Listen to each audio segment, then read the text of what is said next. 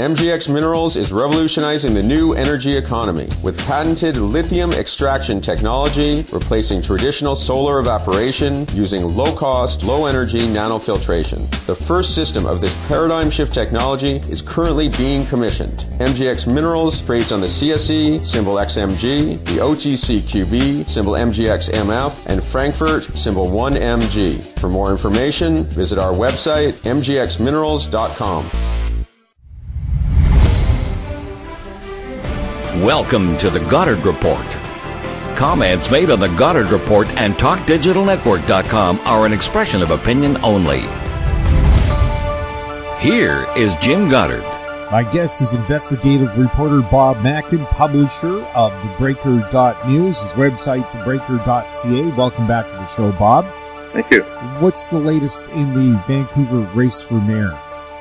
Well, I broke a story about who would be on the NPA ticket.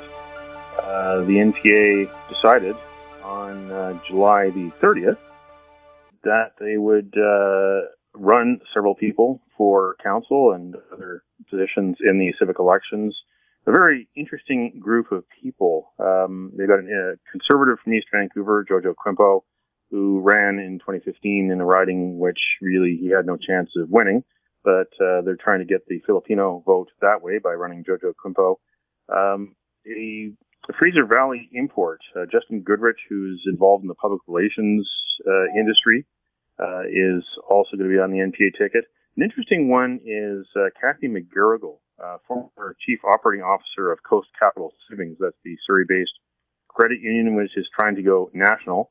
So she knows a thing or two about retail banking and credit unions. David Grewal, who founded a company called Absolute Energy, so he knows something or two about the energy business. And of course, there still is the debate over oil being sent out of Burrard Inlet, even though the federal government has taken over the Kinder Morgan pipeline. That tanker issue will not go away. Colleen Hardwick, who is the founder of a company called PlaySpeak.com, they aim to do citizen engagement, authenticate the identities of citizens who want to engage with other citizens to find solutions to problems in their neighborhood or in their city for development and other issues. She's pioneered that platform, which she's been selling around the world. She's a former producer for Hollywood North film and TV productions.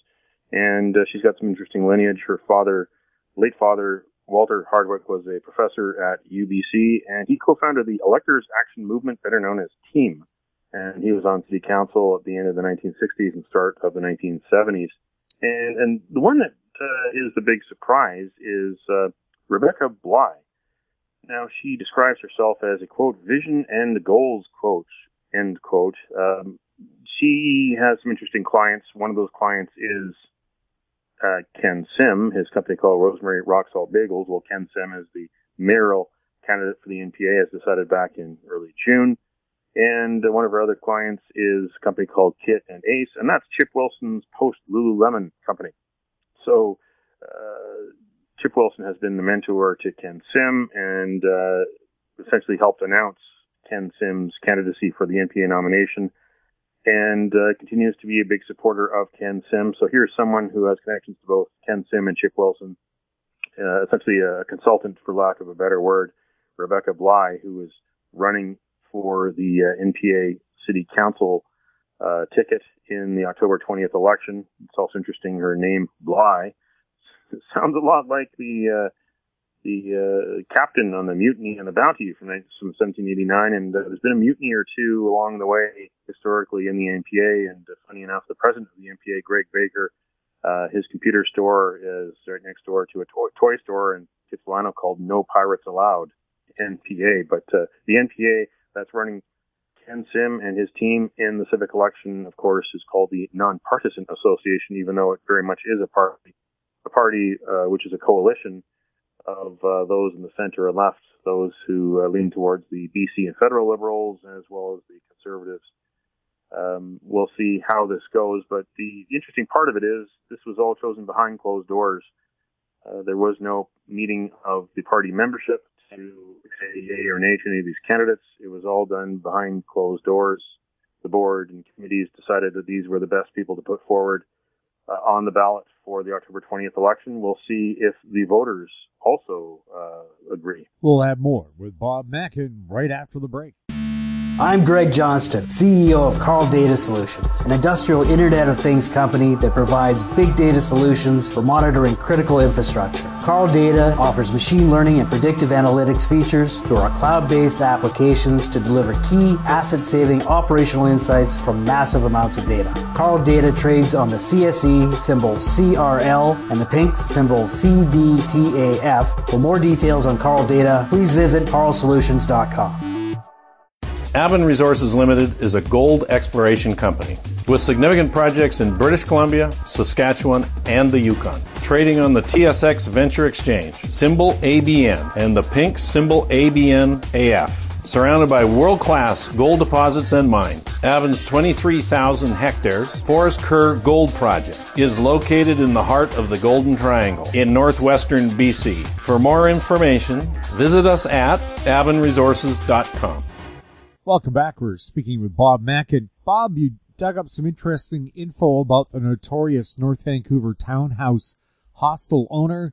Can you give us some background on it for people who haven't seen this in the news, but it's probably the biggest nightmare of any condo owner? Indeed, there's a townhouse complex that was built back in the 1980s. It's near North Vancouver City Hall, and they have had a problem for quite a while with one of their tenants, or one of the Strata Council members, someone who owns property in the townhouse complex. Her name is Emily Yu. She has been there, she says, since about 2005 and operating a hostel there, B&B,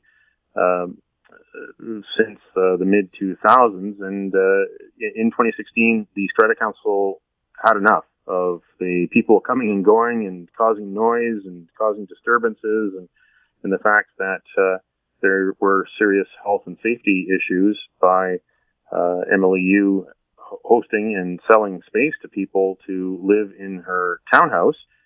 Sometimes a dozen or more people were there overnight in the various rooms, and there's even a room in the bottom that was rented to a tenant who was there for more than just one night, but that tenant was in rooms that had no windows, and that's a no-no from a health and safety standpoint. If there's ever a fire, that's one way to escape is through a window.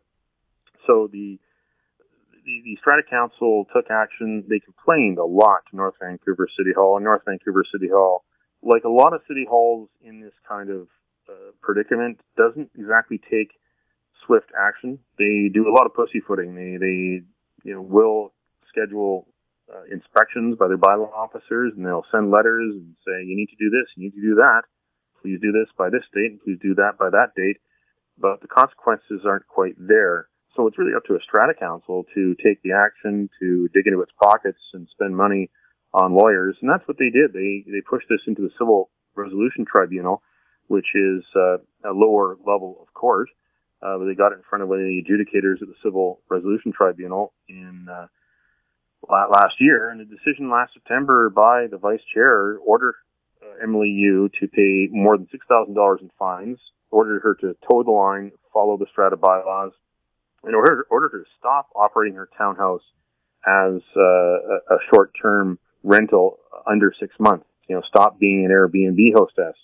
And she did not comply. Her line is that she should be grandfathered. She started this before Strata Council changed its bylaw, but changed its bylaw because of her, because of the problems. It was a case of majority ruling. So she thinks she should be grandfathered, but that's not what City Hall says, because they have done reports and said she's in the wrong, and that's not what the Strata Council says, which says she's in the wrong and has fined her, and she hasn't paid fines. And of course, that's not what the Civil Resolution Tribunal said either, because the Civil Resolution Tribunal sided with the Strata Council majority. So here she is getting attention in the media, and I found some interesting things about Ms. Yu and her political activities. She's a member of the Federal Liberal Party, and she's actually on the local electoral district association in North Vancouver, supporting Jonathan Wilkinson, the local MP, who was also recently made the Fisheries and Oceans Minister in the Justin Trudeau cabinet. So I contacted the Riding Association chair in North Vancouver, and Derek Johnston told me that they're aware of the concerns of the Strata Council, and they've asked the BC office of the party, what to do regarding rules about membership. And when I did contact Emily Yu, who has recently attended some federal Liberal functions, including one with the Minister of Innovation, Science and Economic Development in May in Surrey, and I asked her about that, and she said that she was asked to resign, but she rejected the offer. So the ball is back in the court of the Liberal Party on what to do with her membership. She's also recently made a policy chair for the Electoral District Association. I haven't heard back yet at all from Jonathan Wilkinson's office, so I don't know what the MP and his staff think about this, but it certainly does not look good in a riding where, like a lot of ridings in the Metro Vancouver area, housing is the number one issue. People are concerned about the prices they're paying and for housing, if they can get housing. And this is a Strata Council townhouse situation where people have made investments, and they don't want their investments ruined by the unfortunate misbehavior of those who are living temporarily with one of the Strata Council, one of the Strata members, who, according to North Vancouver City Hall, is making at least $71,000 a year, perhaps as much as $213,000 a year. That's what she's grossing when she rents out her townhouse to people on sites like Airbnb and Booking.com. Do these townhouse owners have to go to court again to get an enforcement order? They have filed with BC Supreme Court, and we'll see where that goes, but that's caused them to have to dig further into their pockets. Which is really unfortunate that city councils and city halls aren't flexing more of their muscle to protect their own residents and protect their own hotels, because she's essentially competing with the hotels that there are in North Vancouver, who are trying to book people as well. Maybe the summertime is a hot time for tourism and they're not complaining, but those mainstream hotels, whether they be on Capilano Road or near the Second Narrows Bridge or down at Lonsdale Quay, those are hotels where companies have made investments to build buildings, maintain buildings, to hire staff, to toe the line in all the regulations and pay all the taxes. And here you have someone who is thumbing their nose at the regulations that are laid down by the local city hall, as well as the people that she lives around at her Strata Council. And, she's clearing money, the estimates that the City Hall has, and, is laughing all the way to the bank, even though she has these complaints against her. She is defiant, doesn't want to pay a fine. But there could be something else happening in her life this fall that could cause her to pay a fine of a different sort for a different reason.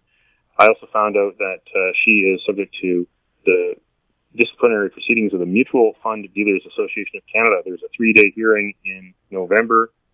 It'll be held at the BC Securities Commission. There were disciplinary hearings opened up against Emily Yu because she was registered as a member of the Mutual Fund Dealers Association of Canada in Alberta during 2012 and in BC from 2012 to 2015. There's some serious allegations against her that she is alleged to have made unauthorized discretionary trades and pre-signed account forms. She's accused of falsifying client initials and signature, and accused of making a false statement to the Mutual Fund Dealers Association of Canada. She denies all of these allegations. When I asked her about it, she said that after the hearings finish, her previous employer will owe her lots of money, and that she's defiant. She says that they accused her, they stole her business, they stole her commission. So that's her position in this. We'll see what happens at this public hearing in November. So she's facing problems on the professional front and on the home front and on the political front. And we'll see where this story goes, because Emily Yu has been in the news this week, a North Vancouver resident, for all the wrong reasons. Couldn't the fire marshal close the operation down if it's holding 16, 17 people in a facility built for 3 or 4? Wouldn't that be a fire hazard? I guess the problem there is the fire marshal would have to be there at a time when that many people are there. That's really the problem, or get evidence in some other fashion that many people are there and arrive and shut the place down. That's the problem that you have with civic bureaucracies. They are worried themselves about consequences if there are any actions against them. They also don't have as big staff or properly deployed staff as we wish they did. Sometimes these municipalities don't have blanket coverage of bylaw officers on the weekends, and they rely on the police, who are already overstressed, to do the bylaw enforcement. But of course, police have more serious calls sometimes than writing tickets for bylaw fines, especially when they've got to deal with other matters that are more serious, more life and death. So this is a problem I've seen throughout my career in a lot of municipalities, that when you do get the attention of your local city hall about a situation in your neighborhood, it's not as easy to get justice as it really should be, because city halls get paid, through property taxes mostly, and we always know that those salaries are going up. The salaries always go up, and it doesn't give people much confidence when they see that a complaint is made of this nature, that someone who is living with them in the same strata building is not following both strata laws and the municipal laws. And as much as the city hall there has her on their radar, and they have made visits and they have written their letters, they just haven't taken the next step. And it's really on the shoulders and in the pockets of the strata council and strata members to dig down and bite their tongues and try to solve it on their own if City Hall is not going to do all the work for them. Could the property be seized as a proceed of crime if she's breaking the law? Well, that would be an interesting and novel approach. Maybe they could go and talk to a lawyer and find out if there is any civil remedy as well. Proceeds of crime depends what a lawyer or judge would deem a crime per se. If a judge or a lawyer would deem a bylaw infraction as a crime per se, and how that would mesh with the actual laws that deal with proceeds of crime. I mean, there are serious proceeds of crime prosecutions out there for drugs and guns and violence for those who deal in contraband and who do make big profits. There are ways to extract, property from them. I mean, there's a case in Richmond where there was an illegal casino in Sidaway that the civil forfeiture office alleged that was proceeds of crime operating as an illegal casino. In this case, there might be a higher standard to meet that this might not meet by being a simple bylaw infraction.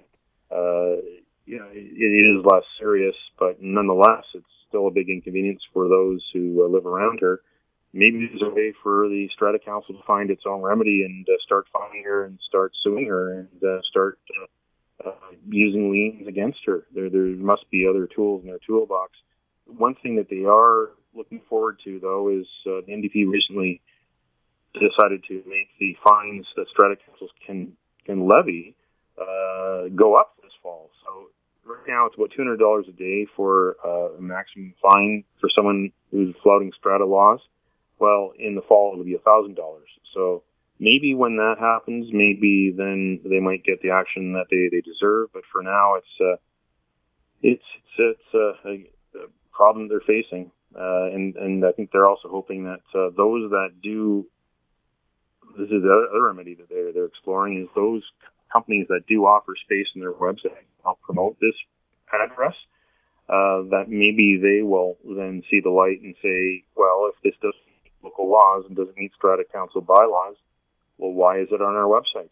Why is a company in this space helping offer accommodation at a place where accommodation is not really welcome, either by Strata Council bylaws or by the local government bylaws? So we'll see where, especially after this getting a lot of media attention in the North Shore News and global news here in Vancouver, and then me breaking the story about some of the other challenges she faces from a professional standpoint and from a political standpoint. We'll have more with Bob Mackin right after this. Arctic Star Exploration, operated by a team of proven mine finders, is focused on diamonds in Finland and the Northwest Territories of Canada. Work programs are underway in Finland and planned for Canada this summer.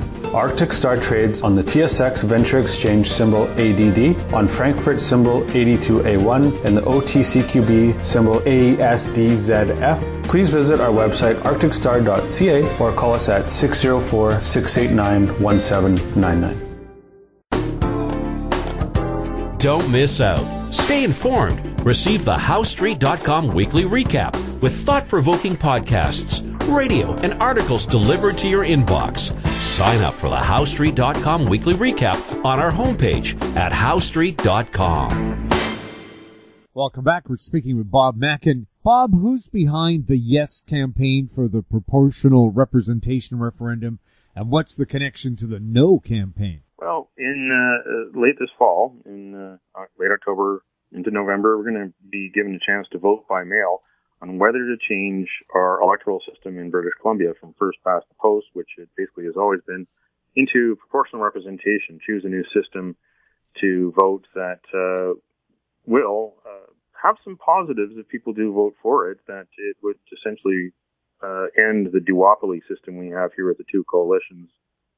You know, the free enterprisers on the right, the labor, environmental, social democrats on the left. We've had Socreds, and then we've got the BC Liberals on the right. You know, the NDP has always been on the left. Before that, the CCF, and there's been other smaller parties as well. But really, those two dominate BC politics. And if this does get passed, then it will give a chance to smaller parties to get in on the governing of BC and the policy making of BC, and it would also weaken the power of both of these coalitions. Could be a lot of good for British Columbia, but still a lot of questions about who's involved in this campaign and the money they're spending. There's two sides that were officially chosen by Elections BC. Well, one yes campaign, one no campaign. They're getting $500,000 of public money each, and they're allowed to go out and raise another $200,000 each through individual donations. The same rules that apply to an election apply to this, so no donations. We've got on one side the No BC Proportional Representation Society. That's an interesting one, a bit of an oddball trio there. You got Bob Pluckus, a former bureaucrat from the BC government. You got Suzanne Anton, the former Attorney General under the BC Liberals, and you've got Bill Thielman, the lobbyist from the NDP. So a real grab bag of people there you'd never thought would agree on anything, but they agree that they don't want proportional representation and they want people to vote no. Bob, you found some interesting people working together on the yes side. Can you tell us about that? Yep, on the yes side of the proportional representation referendum, who are this group that's getting $500,000 of public money, and they can go out and raise another $200,000 from individuals, is an interesting group of people. Some of them have deep ties into the NDP as well as Vision Vancouver, and I found that Strategic Communications is involved in this, and there's another shady company called Strat Research or Strategic Research that was doing a robocall poll earlier in July, asking people about their thoughts on proportional representation. They're also asking people who they voted for in 2017 and who they'd vote for now if there was a provincial election, and tried to explain the different systems that'll be on the ballot for the proportional representation. And so a data mining company essentially is out there trying to get information for this campaign. Strategic Research, aka Strat Research, has a similar website as Stratcom, aka Strategic Research, Strategic Communications. They're all strategic, and you can say that there's various strats. Strategic Communications is an interesting one because they essentially are the data brains of Vision Vancouver. They were key in Vision Vancouver forming government in the City of Vancouver, winning the 2008, 2011, and 2014 elections. And if we were to have a fly on the wall in the Stratcom office, I think we'd already also find out that maybe the decision that Gregor Robertson made earlier this year not to run again is because of the research that Stratcom did, because they know how to do research. They do robocalls. They do all sorts of interesting things. They work with the NDP provincially and federally. They've, of course, worked with Vision Vancouver. And they're involved in this campaign, but they don't want to talk about it. They didn't deny it at all, and neither did anyone involved in the Vote PRBC campaign. And no one also denied that Stratcom and Strat Research are one and the same. I called the phone number that was on the recorded robocall, as well as on the website, and sent an email to the people at Strategic Research, and lo and behold, no one returned my call, no one returned my email. The telephone number, the toll-free number, 1855 number on the Vote PRBC website is the same toll-free number that was used in Ontario for the Ontario Provincial Workers Union and their vote in January of 2017 about whether to expand their unit, which represents jail guards.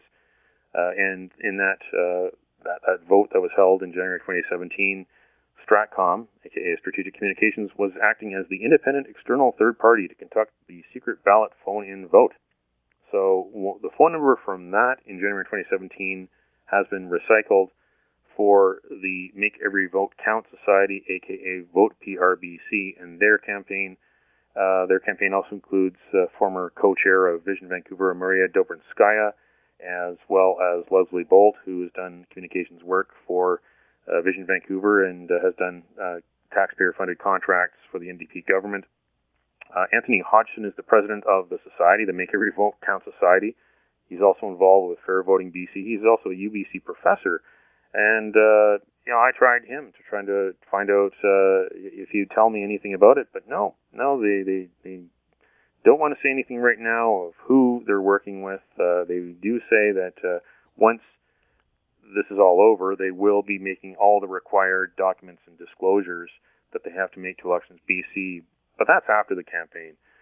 This is our money they're spending, and they're acting like a political party, especially these people who come from these organizations that want proportional representation and have made a good argument for proportional representation.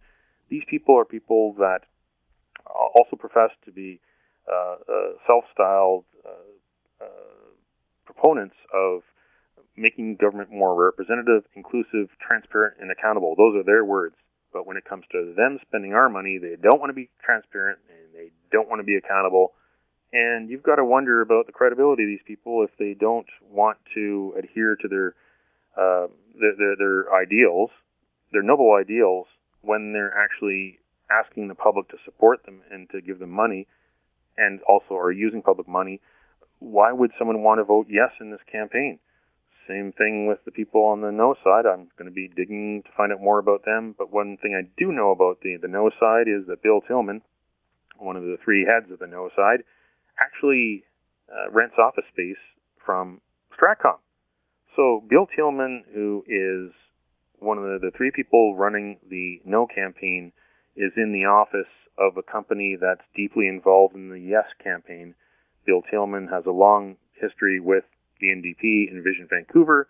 He's worked on campaigns side by side with Maria Dobrinskaya and Leslie Bolt from the Yes campaign, and he is located inside the Strategic Communications offices in a building, funny enough, that's owned by Chip Wilson from Lululemon fame. Bill Tillman told me that he will be moving. There will be an office dedicated for the No campaign in September. And he does deny, though, that there's any connection to the No campaign with Strategic Communications. He says there's no direct or indirect work being done by Strategic Communications for the No campaign. None of their employees, none of their contractors are involved in the No campaign. The only connection there is, he says, is that he's got office space courtesy of Strategic Communications. So there's an interesting one. There is this theory that's floating out there that the NDP government is just doing this just to tick a box and to please the Green Party, which helped them get into power after the 2017 election, that they're just going through the motions, that the NDP doesn't really want proportional representation to pass. They just want to put this in front of the voters and let the voters decide. This certainly does give you some questions about that when you've got people leading these campaigns who come from the NDP sphere, and you don't really see much in the way of the Green sphere carrying this forward. For those who are supporters of Andrew Weaver, the Green leader, who definitely wants proportional representation because it's the only way that I think the Greens would have a chance in the future to possibly get close to being either the official opposition or to form government, is by having a diversity of voices in the legislature, as well as the erosion of the two coalition system we have. Well, you got the NDP stalwarts on one side or the other in this, and you've got to wonder about their loyalties. Are there loyalties to democracy and improving the electoral system, or are there loyalties, their first loyalties, to their party? And we're going to find out that pretty soon. And it sounds like it's a pretty profitable little side business to be in. Indeed, these people are professional campaigners. One thing to the next, and Stratcom has a history as well. They were paid more than $1 million by TransLink in the 2015 plebiscite for the TransLink tax increase to fund transit expansion throughout the Lower Mainland. Stratcom was on the yes side of that equation, and they were doing robocalls and telephone town halls, and of course that campaign lost. Well, is this the next referendum defeat for a campaign involving Stratcom, who I'm sure will be paid very handsomely once we can get those campaign disclosures when it's all said and done? Perhaps they're the Washington Generals of the campaign world, the team that plays against the Globetrotters.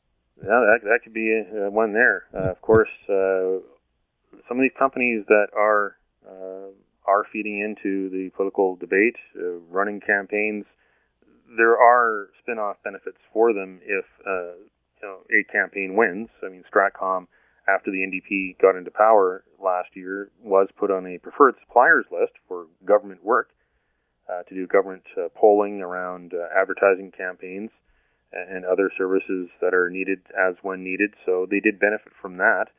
But when it comes to a one-off like this, they probably don't care one way or another if it wins or if it loses. Right now, they're gaining revenue from the yes side because of that campaign, and they're also gaining revenue indirectly from the no side because they got one of the key people from the no side renting office space from them. Vancouver Mayor Gregor Robertson trying to spin things his way. What kind of money has he spent over the years? This is continuing to be a story arc that just will never go away because of the transformation of Vancouver City Hall. From City Halls are not supposed to be really political battlegrounds like a provincial government or federal government. They're supposed to be, your neighborhood government, your grassroots, the people that help you deal with utilities, garbage, etc., zoning, transportation. They're supposed to be ones that keep the city running every day and keep the city clean every day. That's their job. That's what we pay them for. But that was really transformed at the City of Vancouver level, at least, beginning in 2008 when Vision Vancouver won that election. It was a turning point for British Columbia. You had a party come in with a blueprint to change the way City Hall is, the party that centralized power in the mayor's office, and they wanted to run it like it was its own province in many ways, its own mini province, instead of a municipality. They had bigger goals to make this world greener instead of just dealing with what goes on within the boundaries of the city limits. Well, part of that was expanding the communications department. Under previous mayor Sam Sullivan, it was about $630,000 that was spent on communications in 2006. Well, by 2009, the first full year of the Gregor Robertson mayoralty and Vision Vancouver majority control of City Council, they had 9 people in corporate communications, mostly inherited from the Sam Sullivan NPA years.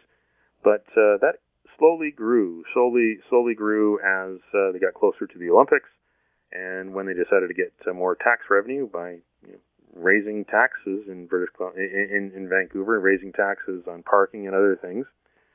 Well, they were paying $1.6 million to 33 people in 2013. So that department went from 9 people to 33 people in 4 years. $1.6 million was the cost in 2013, about $1 million more than it was 7 years earlier in 2006. While the latest costs will blow your mind. I was able to get them along with the list of all 43 people in the department. And this year, there's 43 people working there. Well, last year it cost just salaries alone almost $2.6 million. And hold on to your seats. Next year, by the end of this year, it's forecast to reach about 3.28 million. So 3.28 million, up from 2.58 million the year before. And that will mean that since 2013, this department will have doubled in cost of labor alone. The head of the department, Rena Kendall-Creighton, last year she was paid more than $168,000. This year, her salary raises to $171,000. They've got a couple other people that are in the six-figure club. The associate director and the public engagement director. One of them is making $103,000, another $116,000. And they got this year, 3 more people are slated to join the six-figure club because of their raises will get them over the $100,000 hump. There's 14 people in the department paid more than $80,000 last year. This year, there'll be 18 who are to be paid more than $80,000 each. And as much as a city hall, like a government, has to communicate with its citizens, I mean, there might be important things that might happen. There might be, as we're going through right now, a heat wave. And it's good for the city to tell the citizens, where they can go to keep cool and where they can go to get water if they need to at parks. That's what we rely on them to do, is to tell us about the programs that are offered. We don't rely on them to help the politicians with their image. But that's what this communications department does a lot of its time. That's why it was increased, because our governments have been transformed over the last few decades to be more like corporations. And just like corporations, they have taken on the corporate communications strategy, which has led to what's called the permanent campaign. That every day the politicians want to look good in the news cycle, because every day that goes by is one day closer to the next election. And politicians, of course, they want to get reelected. They want to be seen in the community and be liked in the community, and they want to be better liked than their political adversaries. And of course, in City of Vancouver, Vision Vancouver transformed the Freedom of Information Department, not for the better, and it's transformed the Communications Department. They've built their own communications infrastructure that has helped Gregor Robertson win 3 elections. Didn't help him get to the point where he wanted to run again for a 4th.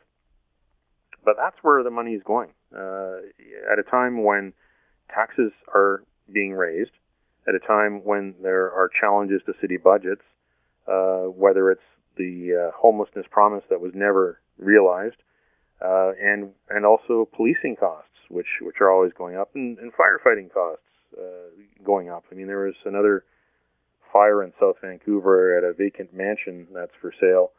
That happened on the weekend, and that's a cost to the city. But there's competition for the budget. But of course, those who run our governments, their solution is always, well, raise taxes. It's not cut costs; it's raise taxes. And the day of reckoning could be coming in October, when city voters go to the polls and decide whether they want another government to run their city government in this fashion, and whether they want to get rid of all the vestiges of Vision Vancouver from running their civic government. $3.28 million for spin doctors. Couldn't that have gone a long way to help out the homeless? Certainly. You could have taken some of that money and put it into all sorts of things to deal with the overdose epidemic, for instance.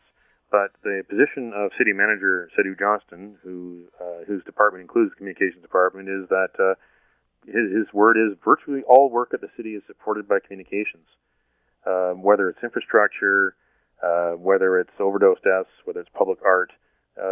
His position is the public want to know about it, and they got significant challenges to stay in touch with citizens who want more service, more engagement, more information, not less.